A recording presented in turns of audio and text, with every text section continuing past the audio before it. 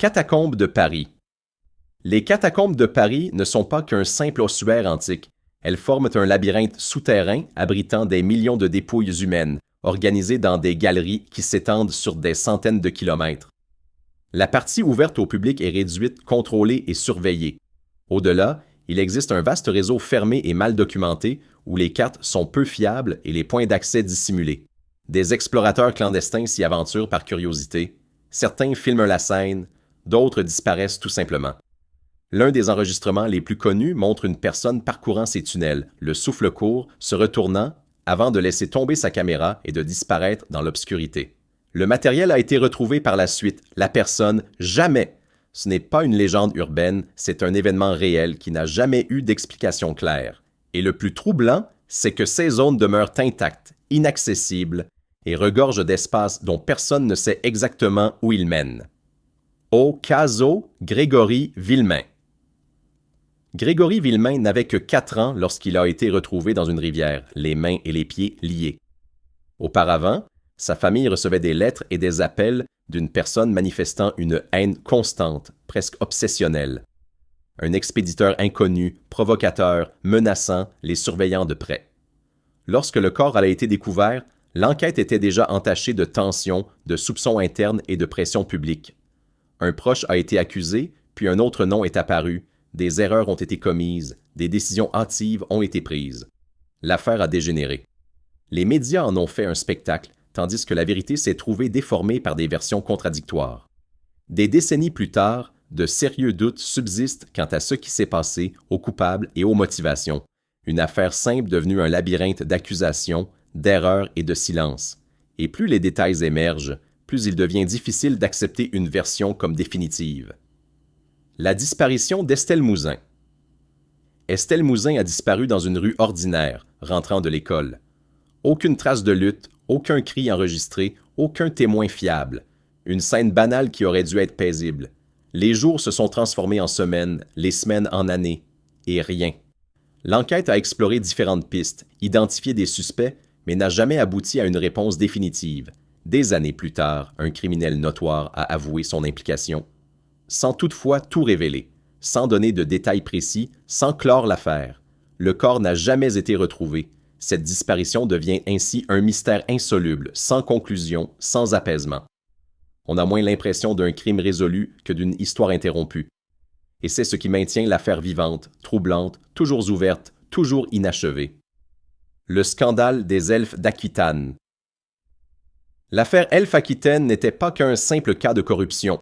Elle a révélé l'existence d'un système parallèle au sein d'une grande entreprise publique.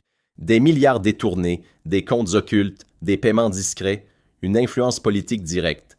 Les dirigeants ont admis que l'entreprise fonctionnait comme une sorte de fonds secret servant des intérêts bien plus importants que les seules affaires. Des fonds étaient utilisés pour financer des opérations non déclarées et les décisions étaient prises dans un manque total de transparence. Lorsque le scandale a éclaté, il n'a révélé qu'une infime partie du fonctionnement interne. De nombreux documents ont disparu, les liens n'ont jamais été entièrement établis et l'ampleur réelle du système demeure inconnue. Il ne s'agit pas seulement d'argent, il s'agit de contrôle, d'influence et de la capacité d'agir en secret sans laisser de traces. L'affaire Dominique Strauss-Kahn. Dominique Strauss-Kahn était une figure incontournable de l'économie mondiale. Une carrière brillante, une influence internationale, un accès aux décisions stratégiques. Tout s'est brutalement arrêté suite à un scandale dans un hôtel. L'affaire a fait la une des journaux du monde entier, a ruiné des réputations et a mis un terme à une trajectoire politique qui semblait inéluctable. Mais ce qui maintient l'actualité de cette affaire, ce ne sont pas seulement les événements eux-mêmes, mais aussi les questions qu'ils ont soulevées par la suite. La rapidité de la chute, les implications politiques, les interprétations divergentes. Certains y voient un événement isolé, d'autres un élément d'un dessin bien plus vaste. Le résultat fut le même. L'un des hommes les plus influents du monde disparut de la scène politique du jour au lendemain, et le sentiment qu'il y avait anguille sous roche n'a jamais complètement disparu. L'affaire Marc Dutroux. Marc Dutroux a franchi les frontières et provoqué l'une des plus graves crises de confiance du public en Europe. Crimes impliquant des enfants, enquêtes bâclées, décisions contestables. Mais ce qui a rendu cette affaire véritablement troublante, ce sont les indices laissant penser qu'il y avait plus d'une personne impliquée. Des témoins clés ont disparu, Des indices ont été ignorés. Les autorités ont été critiquées pour négligence. Des manifestations ont éclaté dans les rues, exigeant des réponses. Nombreux sont ceux qui ont fini par croire que seule une partie de l'histoire avait été révélée. L'idée d'un réseau plus vaste, jamais entièrement démantelé, a transformé l'affaire en quelque chose de bien plus important qu'un crime isolé.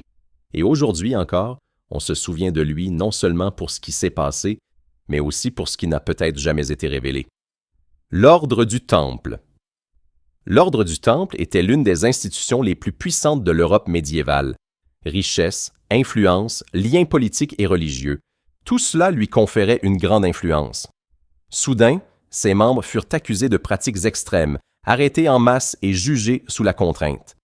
Les aveux furent extorqués dans des conditions douteuses, les décisions rendues à la hâte et les exécutions eurent lieu en public. En peu de temps, une organisation entière fut anéantie. Le sort de ses ressources, de ses documents et de son savoir accumulé n'a jamais été pleinement élucidé. Une partie a disparu, une autre a été absorbée, une autre encore s'est volatilisée. Cet épisode a laissé des zones d'ombre historiques qui alimentent encore aujourd'hui les théories. Non seulement sur la fin de l'ordonnance, mais aussi sur ce qu'elle contenait et qui n'a jamais été rendu public. La disparition du vol 447 d'Air France. Le vol 447 d'Air France a disparu au cours d'une traversée considérée comme sûre à bord d'un appareil doté de technologie de pointe. Aucun appel de détresse clair, aucun signe d'urgence immédiat. L'avion a tout simplement disparu des écrans radars. Des jours plus tard, des débris ont commencé à apparaître dans l'océan, mais les informations étaient fragmentaires. Ce qui s'est passé dans les dernières minutes reste l'un des aspects les plus analysés. Défaillances techniques, conditions atmosphériques, décisions humaines, tout a été pris en compte. Malgré des enquêtes approfondies, le déroulement exact des événements fait toujours débat. Voilà un exemple qui montre comment des systèmes modernes, pourtant très fiables, peuvent connaître des défaillances inattendues. Et lorsqu'ils tombent en panne, ils soulèvent plus de questions qu'ils n'apportent de réponses. Opus Dei et société fermée. L'Opus Dei ne représente qu'une infime partie d'un vaste ensemble d'organisations fermées et discrètes, dotées de règles internes rigides et d'une influence considérable. La difficulté d'accès à l'information, le manque de transparence de sa structure interne et les témoignages de pratiques extrêmes alimentent les spéculations. Il ne s'agit pas de preuves concrètes d'irrégularité, mais de l'impossibilité de vérifier pleinement ce qui se passe au sein de ces structures. Cela entretient un climat de suspicion permanent, alimenté par des récits, des témoignages et des interprétations. L'influence existe, les liens sont réels, mais les détails restent inaccessibles au public. L'analyse conjointe de ces affaires fait apparaître un schéma qu'il est difficile d'ignorer.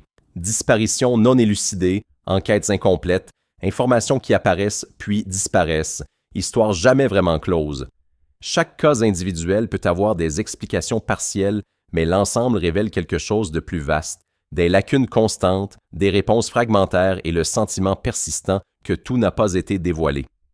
Il ne s'agit pas seulement de mystère, mais de la répétition de situations où la vérité ne se fait jamais pleinement jour.